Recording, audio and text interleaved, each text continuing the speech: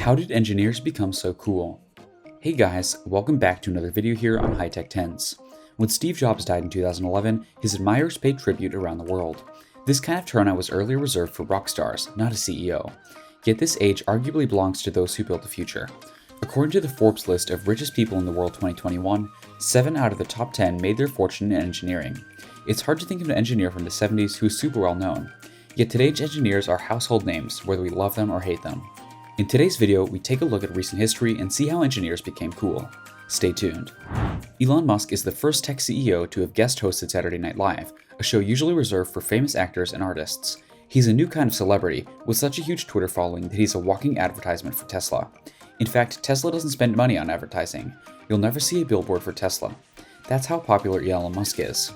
Musk has incredible power to influence change in the way we live. And Musk has an engineering background. After all, he's head of a company that is changing the world with future tech. So how did engineers become cool? In the past, engineers used to be known for building public infrastructure like bridges and dams, necessary for any functioning society, but not something that would normally attract crowds. Then, Steve Jobs came along. He didn't have a technical background, but he had in his hands everything Apple, including engineering. The world changed when he put the internet in everyone's pocket with the introduction of the iPhone in 2007. The late Apple CEO built a following by creating personal inventions that excited people. Since then, engineers have continued to create products that are in your personal space, be it a smartwatch or social media, which has in turn made them famous. And the appetite for such products is only growing. Engineers are expected to experience a 3% job growth in a decade, which is on par with average.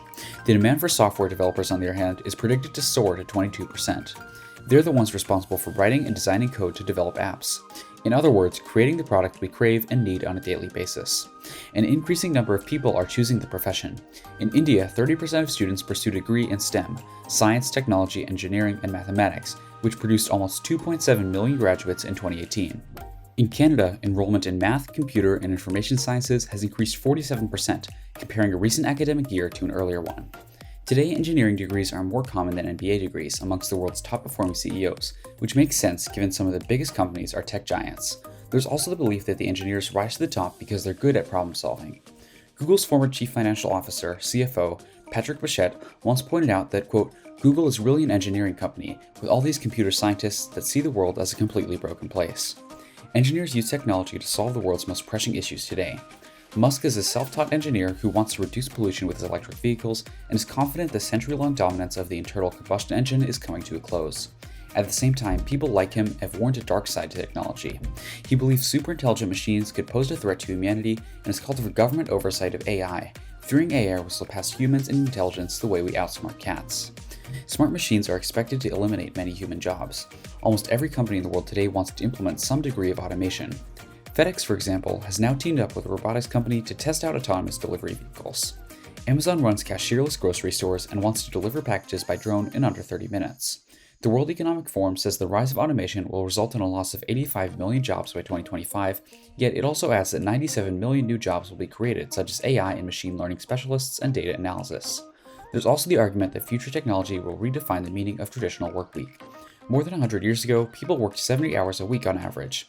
With the Industrial Revolution and labor laws, it's now down to about 35 hours. Behind these forces of societal change are engineers who dream big.